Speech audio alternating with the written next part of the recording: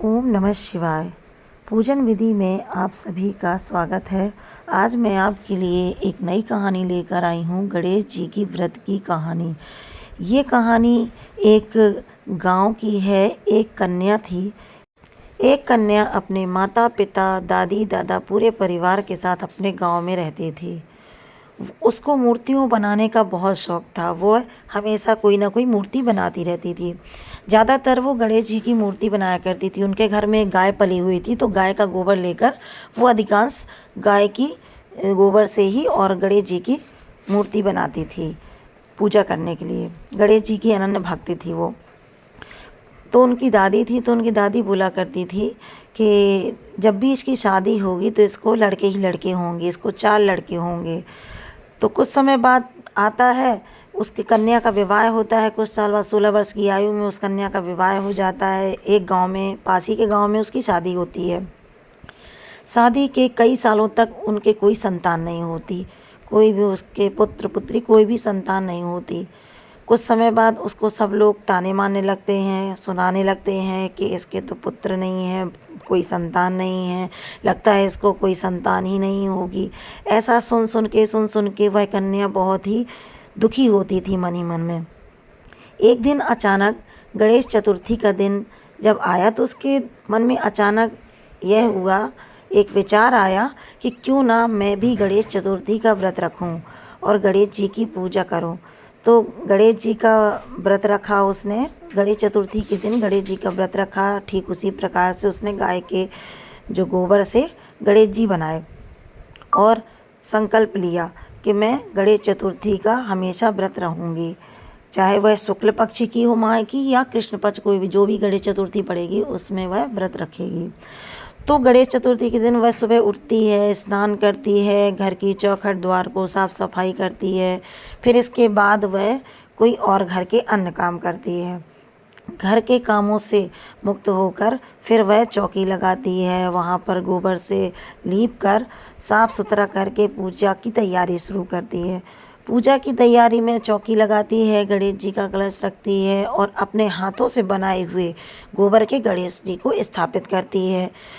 उनका पूजन विधि विधान से करती है। चंदन, चावल, फूल, पुष्प, जो भी है, जो भी पूजन में सामग्री लगती है, धूप, दीप, नैवेद्य और दक्षिणा, सब कुछ रखती है और मन ही मन संकल्प लेती है कि मैं हमेशा आपका व्रत रखूंगी। बस मेरी एक आपसे प्रार्थना है, मेरी सारी मनोकामनाएं पूर्ण कीजिए, मुझको पुत्र दीजिए। मैं आज बहुत दुखी हूँ। मुझे सब लोग यहाँ पर ताने सुनाते हैं कि तुमको कोई संतान नहीं है, मुझे तो लगता है कि तुम्हारे कोई संतान ही नहीं होगी। तो ऐसा सुनते सुनते वह बहुत थक चुकी थी और बहुत दुखी रहती थी। तो गणेश जी से मन में प्रार्थना करती है कि हे भगवान, मैं आज आपका व्रत रह रही हूँ, मुझको आप 4 पुत्र देना।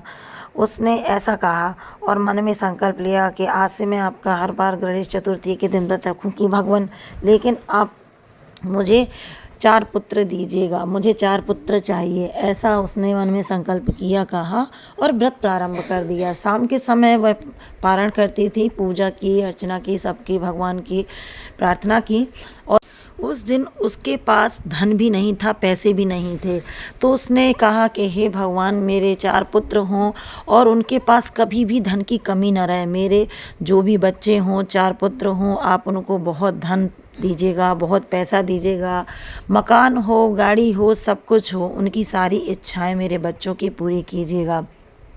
ऐसा मन में कहती है और उसको बुद्धि भी नहीं उतनी ज़्यादा रहती, बहुत ही कम आयु में शादी हो जाती है। लेकिन वह यह मन में भगवान से प्रार्थना करती हैं कि मेरे 4 पुत्र हों और 4 पुत्र नौकरी करें, अच्छी नौकरी करें, खूब पैसा कमाएं। आज मेरे पास सिर्फ 100 रुपये ही हैं और मेरे पास पैसे भी नहीं हैं। मैं कितनी दुखी हूँ आज भगवान। मेरे 4 पुत्र देकर आप उन चारों की नौकरी लगवाएं, अच्छी नौकरी दें, खूब पैसा दें, धन की कमी ना रहे, बंगला हो, गाड़ी हो, हर चीज़ हो।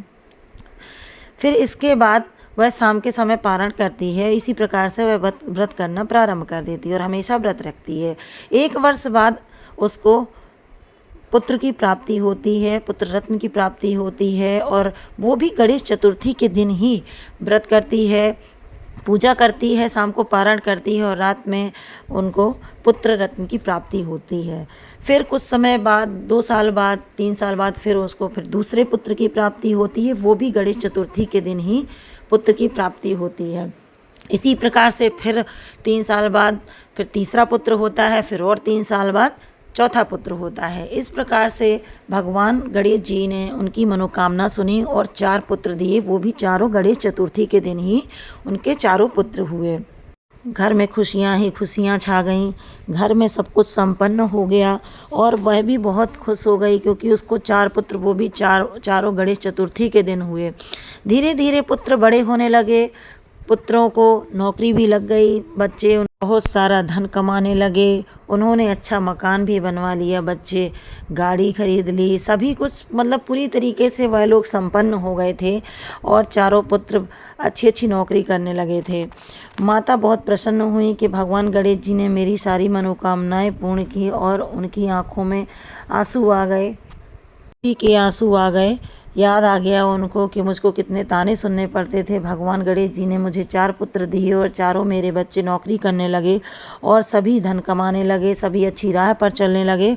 इस बात की उनको बहुत प्रसन्नता थी।